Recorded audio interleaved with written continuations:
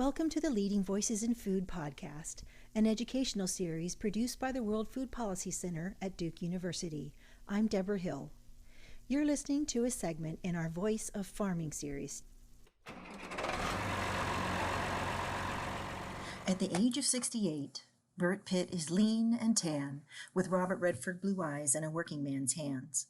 He's a seventh-generation farmer raising cotton and sweet potatoes now and lives in his family's ancestral home in Edgecombe County, North Carolina. Farming is both his job and his heritage, and he passionately believes in the value of small family farms. Over his lifetime, he's seen tremendous change in farming technology, weather patterns, the status of farming within U.S. culture, farm-related politics, and international trade agreements. In this podcast, Burt speaks on topics that are often misunderstood about farming, and one such topic is federal crop insurance.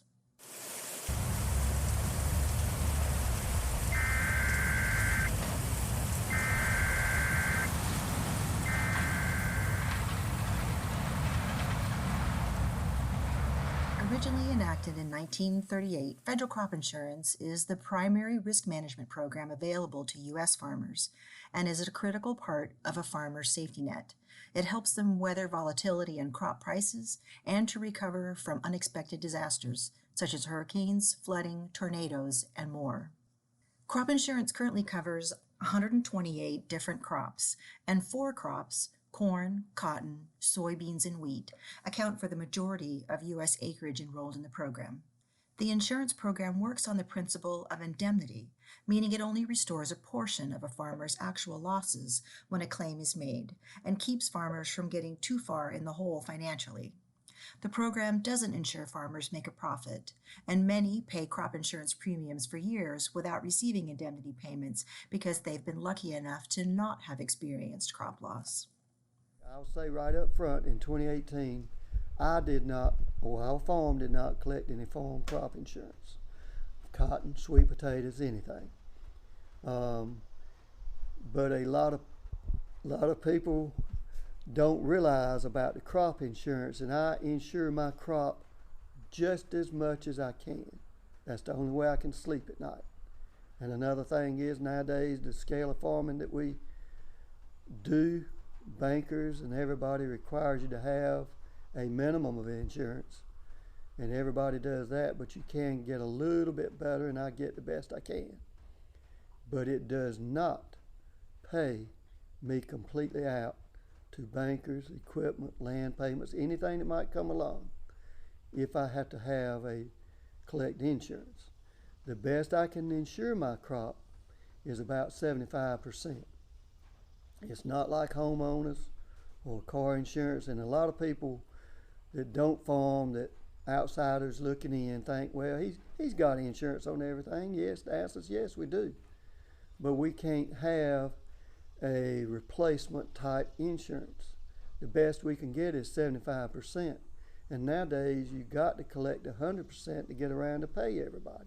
So you left holding the bag with 25%, and it'd be like, people just don't understand. They think we can go out and insure our cotton and other crops for what we've got in it and even make a little profit on it, and it is not even close to being that way. And that's why this North Carolina disaster payment was so important. It probably even came before the people that needed to get an insurance payment, probably before they even got that. So it kept things going. People paid that need to be paid, and the insurance came in and stepped up, and helped every bit as expected. But you can't survive off of 75% of your crop, and that's about what insurance is. And that's one of the things a lot of people that don't farm don't understand. They think just when a storm comes and they see a crop tore up. Yeah, I think most people do sympathize with us, but I think they got a misunderstanding about the insurance, that we've got it insured for where we'll be fine and probably even make a profit. No, that's not the case.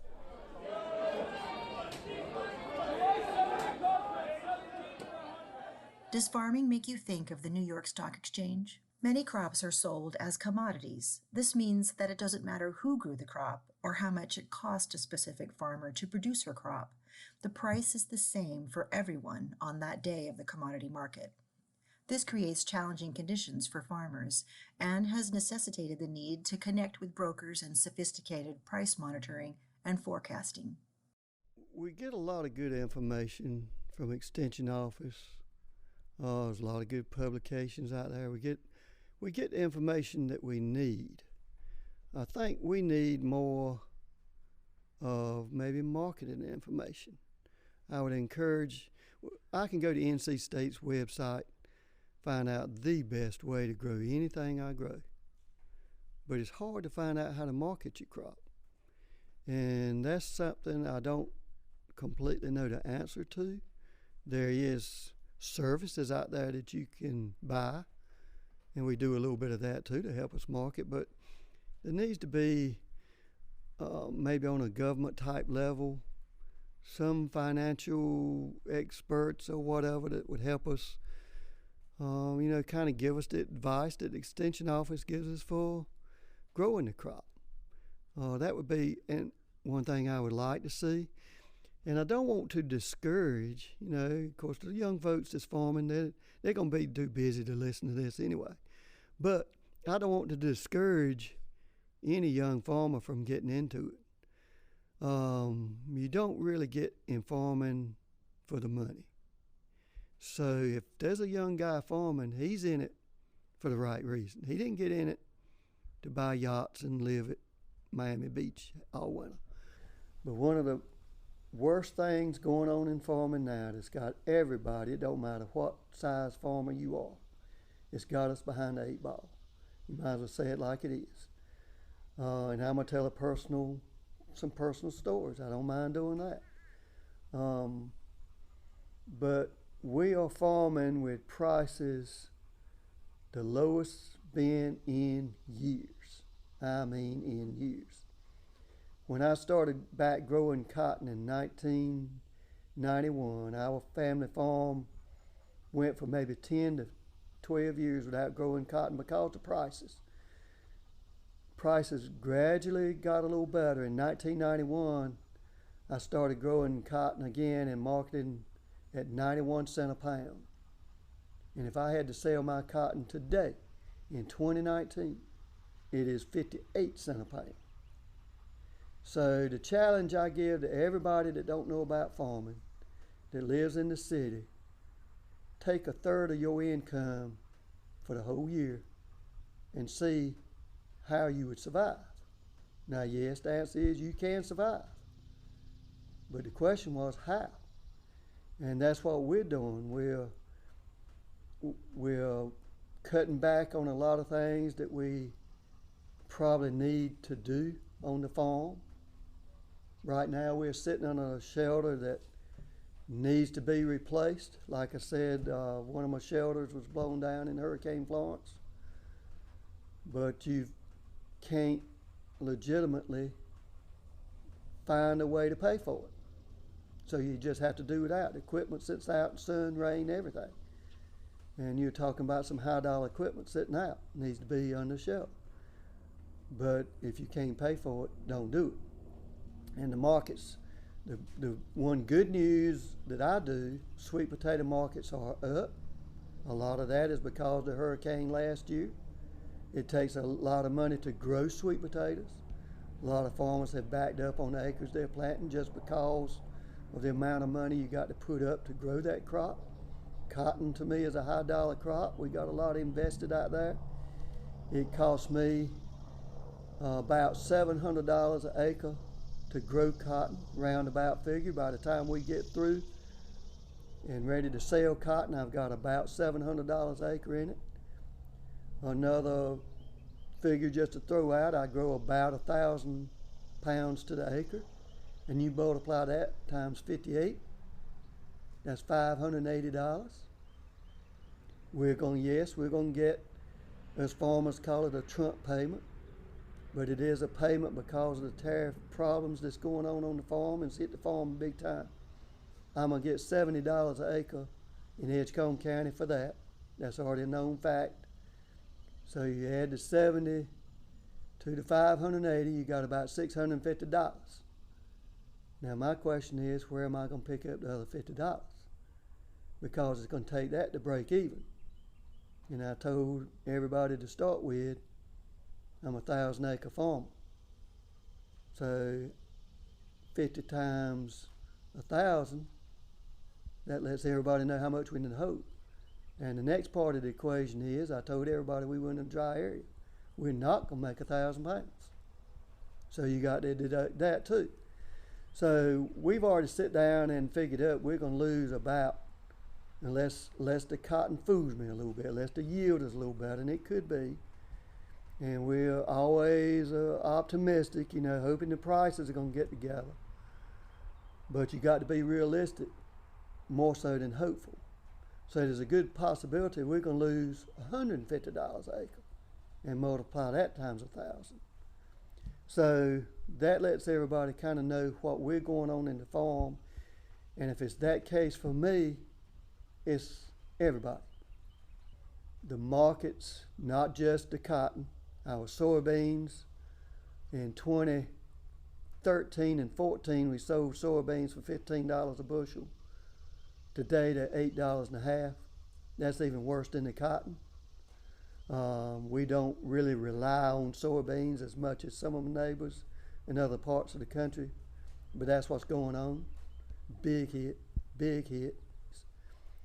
Our job is to raise food, cotton, for not only the United States, but the world. We have to believe in the people, not just the president, but all our legislators, representatives, everybody that goes to Raleigh, and everybody that goes to Washington, D.C. We got to believe in them and trust that they're working for us while we're doing our job back home. There's so many things going on in these legislative ideas that we can't speak to everything, but we just have to have the faith, and the farmers do at this time, still got the faith that the people that we have sent to represent us hadn't forgot us. And we would like to think that what President Trump is doing with the tariffs in China, maybe some other countries, does have a long-range help for the farm. But we got to be able to get there. And we can't lose this $150,000, in my case, another year. We might can 1 year, and you take these folks that had a big hit last year. I mean, it's putting a big burden on the sustainability. But, realistically, and that's what we were talking about, this China tariff, we might not never win this thing. It might never come about like it's presented to us or what we would like for it to happen. It gets back to this carrot dangling in front of my face type thing that we think we can get and never quite get it. And we got to face, instead of being optimistic, we got to face reality. So something has got to be done in the United States. We cannot raise cotton for 58 cents. It's got to be this minimum 70 cents, and that's not sustainable. But I don't know the answer other than the American public, unless they want their food and their cotton and everywhere that come from everywhere they don't know where. If that's what they want, that's what it's headed to. Farmers today are often called upon to testify about the conditions of farming and the need for different support mechanisms. Burt's wife, Gwen, has been deeply engaged with such activities, and this is the subject of another podcast. Farmers are busy with farming more and more land, with less and less people. We don't have time to be a voice or an advocate like you're saying. But Gwen here does take a good amount of her time to do it. I respect that, and I try, obviously. I try to do it. It's a little bit easier for her to do.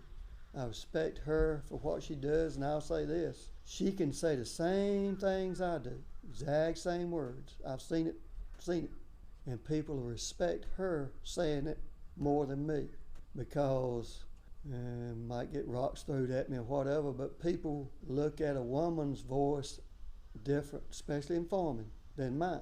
They'll say, well, he's saying the same old thing, same old thing. But when I've seen it, when she gets up there and says the same thing, the audience perks up, they listen more, they respect what she says more than me. Well, that's put me on the spot. I had a cotton meeting in New York City with some growers from Tennessee, Texas, all the Southeast. And the guide wanted she carried us to the walled-off Astoria Hotel.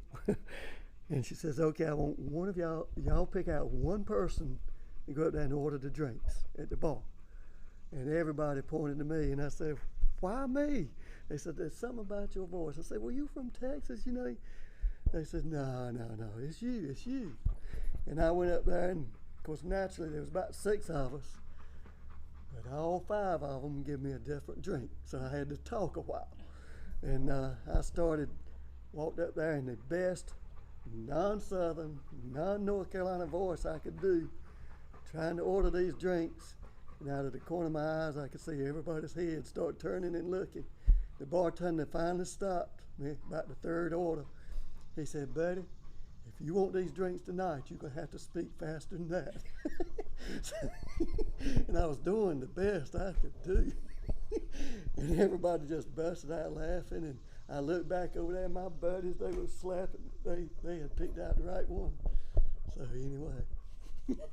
Conventional farming uses agricultural chemicals to control pests and disease or control and promote growth. Farmers like Burt recognize their responsibility to keep soils healthy and water sources clean, and actively work to stay informed on the safe use of chemicals. I will offer my farm to anybody that's listening to this, anywhere, to come out and see what we're doing. I don't know any farmers, me or anybody, that's abusing the environment and abusing chemicals, fertilizer. To start with, we can't afford it. Why would I want to spend more on chemicals and I'm not even making a profit now? So we're not doing it. Financially, we're not doing it. But we're not doing it for the right reason, too. My family farm was voted the Soil Conservation Farm Family of the Year in 1989 in North Carolina. And a lot of that was because of what we were doing on the farm. But all my farmer friends, nobody, and people just had to trust me on this, because I'm not a scientist. I don't know the chemical makeup of what we're spraying. But I have to believe in people that tell me about the chemicals. Is it safe? I told everybody my main job on the farm is running a sprayer. I want it to be safe. I'm the one that's handling it. And Gwen, because she'll tell you about this in a minute, but she's the one out there actually scouting the crops. Our farm well is within, I'll say 100 feet, but I'm being generous, of the cotton field. So we don't own anything in our water. She can tell you more about it. They'll believe her on it, might not believe me, but she's the mom, she's the grandmom, and she's not going to have anything in our home that'll hurt her family. But getting back to that, we're doing the things that we should be doing to the best of our knowledge, And I'll open my farm up to anybody that wants to come see what we're doing, that would like to know, and for the right reasons. I mean, I don't care if they got my political views or not. You know, half our customers probably don't. So there you go. Thank you for listening. If you would like to subscribe to the Leading Voices in Food podcast series, you can do so at Google Play, Stitcher, Radio Public, or Apple Podcasts, or by visiting our website at the Duke World Food Policy Center. This is Deborah Hill.